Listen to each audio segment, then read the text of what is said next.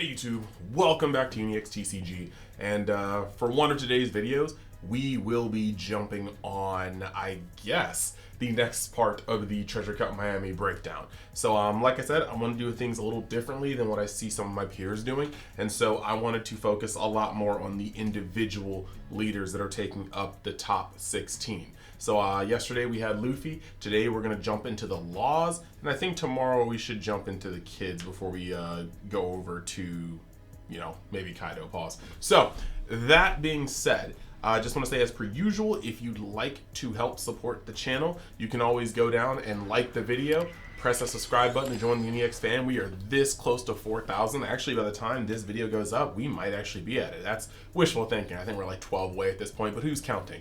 Me. I'm counting. And yeah, we got a lot of stuff going on here. But yeah, you can always just do that to join in. Press the notification button so you never miss a beat. We have a One Piece giveaway going on, 2 film decks. Those are a little hard to find, so you know where you can get them for free. My giveaway. And then past that, I guess the only thing left to do is to jump into the video. So here we go right here. The first list we're going to look at is, if I just completely butcher this, I'm sorry. Kevin Schwartzentruber? Schwartzentruber. There we go. We're going to try that again. Kevin Schwartzentruber. Hopefully, I'm sorry, I got that right. But congratulations on 3rd place, man.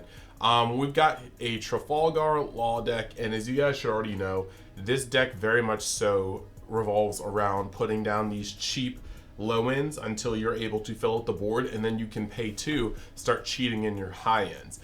We can see here the list currently for the 3rd place is 4 Otama.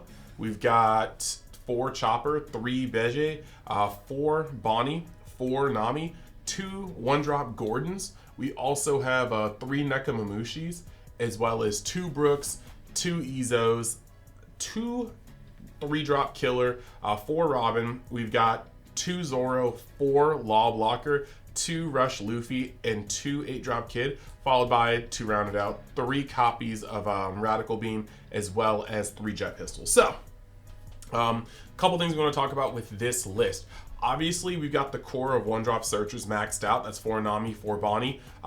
In this entire deck, right, I believe the only cards that are not searchable between these two are going to be Otama herself, Gordon, Izo, and that's actually it.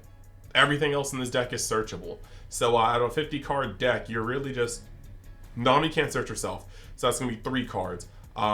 7, 9, 20, or sorry, 12. Wow, that was a big skip.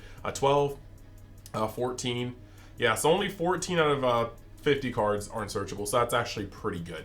Some honorable mentions for the techs here. You've got 2 Gordons. I am a fan of the Gordon tech because Gordon allows you to bring things down very, very low.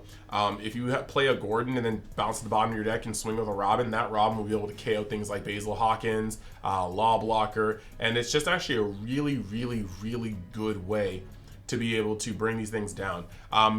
Gordon with Jet Pistol can destroy things even like Mihawk, so these untouchable beaters that were before just really, really hard, or you just had to pretty much ignore them and they put you on the clock, they can now be removed with 2-card combos thanks to Gordon.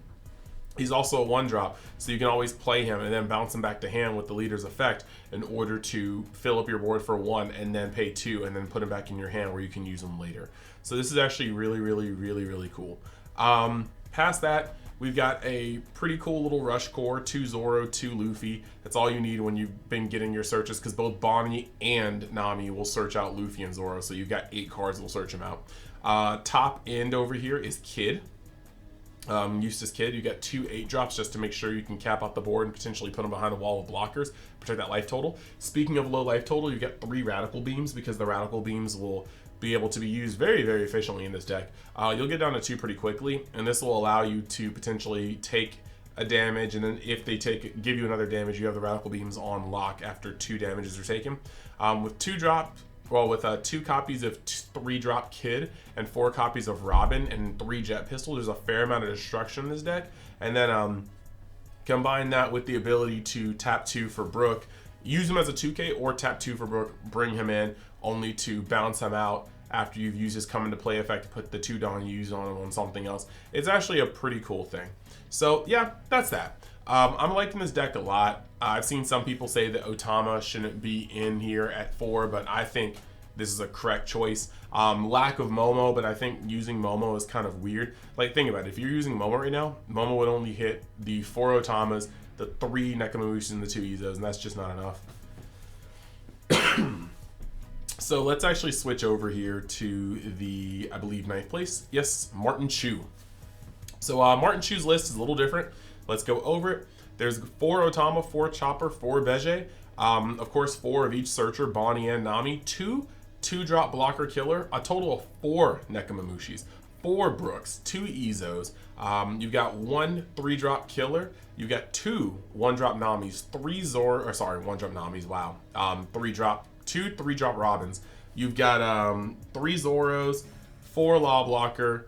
You got the 2 Luffys, Rush Luffys, and then you've got 1 Kid, followed by 1 Round Table, and 4 Jet Pistols.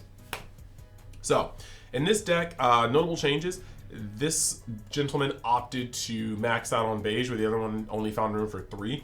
Adding in 2 more blockers in the form of 2-drop Killer. Maxing out on Nekomamushi, maxing out on Brook. Still playing the same amount of Izos, but only playing 1 3-drop Kid. I guess the confidence in being able to search is pretty high between Bonnies. Then you've got the half the copies of Robin, so there's not nearly as much as Destruction in this deck, because this deck already is down 3 different copies of cards that the other deck ran that had Destruction. And that might have been the difference that had it at a higher place, just because it was able to get through some of these fields, some of these blockers, some of these rusted threats. You've got 3 Zoro, which is 1 more, that does play with the counter power of the deck. You've got 4 Law Blockers, that seems to be the same, 2 Rush Luffys. 1 less Kid means that they're just not banking on that strategy as much. They're not banking on establishing an 8-drop Kid in order to protect themselves. But the one that I think is kind of wild is the 1 Jet Pistol. I do understand why Jet Pistol is used. You are going to be able to put something down to a really small number and then swing on it. And because of this game, you can go into negatives. So it's not as easy as your opponent just saying, oh, I dropped down to 0, now let me just use a 2-cost event to go up to 4K. Now, you are really dropping down to negative 2K, so that 4-cost event will only put you up to positive 2K. So I see why it's there. I just think that at 1, yes, I guess you could search it out with Bonnie, but I just feel like it's very, very, very inconsistent to have at 1. Then you have Jet Pistol at 4, and yeah, they just felt like it was a necessary 4 of. It's a very, very good card, but it's not counterable, and this deck sometimes has you using a lot of Dawn just to fill up your field and then bounce, so sometimes Jet Pistol can get a little cloggy from my own experience. So, looking between these 2 lists, they both decided to run 4 Otama, they both decided to run 4 Chopper, they both decided to run Beige, but there's 1 less in the first deck. Of course, Nami and Bonnie are going to be the same here. Now, one thing that the first deck did, it prioritized the destruction effects. That's why there's going to be 4 of these Namis. And on top of having 4 Namis, that's why there's going to be, that's why there's also, the Jet Pistols to complement that. And this is going to allow you to destroy a lot higher. Your range for Robin's effect, I said Nami again, your range for Robin's effect is going to be much higher when paired with Gordon. However, you have to draw Gordon, so that is the thing. Gordon is unsearchable and you have to see him, so if you don't see him, all that goes out the window, but I dig it. Now moving over here, you've got no Gordons, less Robins, and 1 more Jet Pistol, but also less Killer. So this deck does not lean as heavily into Destruction. The funny thing is, the first deck actually leans not only more into Destruction, maining the Gordons with the maxed out copies of Robin and an extra copy of Kid, but it also has more defensive options. It has 1 less blocker, but it runs 3 Radical Beam and 1 Eustace Kid, or 1 more Eustace Kid, which is going to allow it to potentially put you in lockout positions while it's able to do its Kid things. And then it's also going to have Radical Beam for the extra defense. This second deck that got to 9th place has, I believe, let's see, more 2Ks. This one literally just has 1, 2, 3, 4. Yeah, this deck only has 4 2Ks plus the Otama, so 8 2Ks, whereas this deck has 1, 2, 3, 4, 5, 6, 7, 8, 9, 10. So you have 2 more 2Ks, and that's going to just add more counter power. It doesn't focus as much on the defense. 1 round table for a little extra push, but it also doesn't focus on as much of the destruction. I would wager that this deck has a lot more just face, like go face value, because there's more blockers just to make sure that you're protected. Another Nekomamushi to make sure you can top their blockers.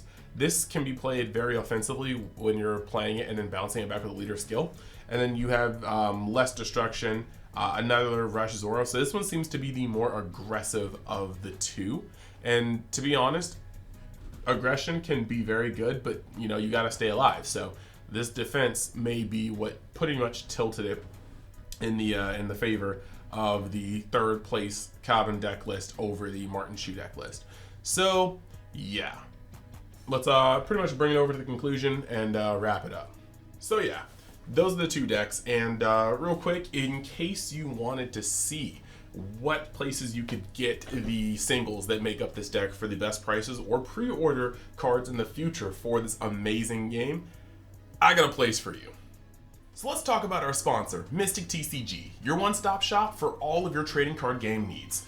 On their site, you can buy or pre-order starter decks, boxes, even cases, as long as you try to give it about 3 to 4 months ahead of time for the pre-orders, because sometimes the product's a little too hot to keep on the shelves.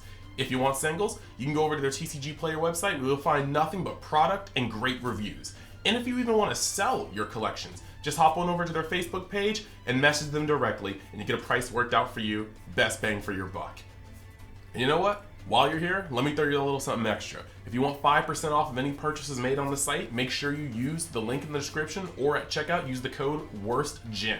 That'll be on the screen as well, and I hope you find something you like with Mystic TCG. So yeah, there we go, Mystic TCG.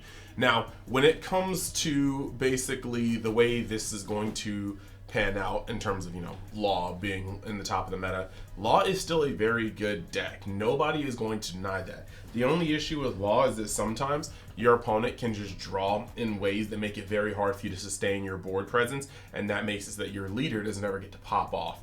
Things like Beppo, things like Robin, things like Nekomamushi and Izo and Okiku swinging into stuff after it's been tapped. Kaido living long enough to be able to play things like it's 7-drop, or even worse, if you can't aggro them down fast enough, they can 10-drop you, but that doesn't really happen against Law. At least it shouldn't happen against Law. There's a lot of ways that your opponent can stop your board from getting big enough, and then your leader suffers for it. So with that being said, you have a lot of hoops to jump through, like I said before, but the other big part is that Law takes a lot of brain power. Your deck is very, very tight. Every card you put in there matters. Some cards have to be at less values because the deck is so tight. And with that huge, huge ceiling, the ability to aggro, the ability to dip into the best of both worlds for both green and red, you do sacrifice the ability to have more than a couple copies. You know, you might run out of your Zoros and just know that you won't have another Zoro in there, and you're now looking forward to rush Luffy's. Things like that. There's a lot of brain process that goes into it, and so if you want to play Law, your games have to be on point. You need probably more reps than many other people. Like I advise putting in reps after reps after reps after reps for this game. But Law, you can't just pick it up and go into it, because there's going to be a lot of fringe plays, lots of different lines of play that you need to have down pat in order to understand how to make it work. So, with that being said, I think that Law is still going to be, until set 2, we're going to have a lot going for it. Once set 2 comes out, I think that low to the ground Zoro is going to be too much for Law to take. Like, sometimes Law can get it in, but I think that Law will start falling off as Zoro becomes almost the entirety of the meta, just like it did when we first started this game in Global, where Zoro was most of any locals you would be at, and that made it very hard for Law to operate correctly. But yeah, those are the 2 decks here.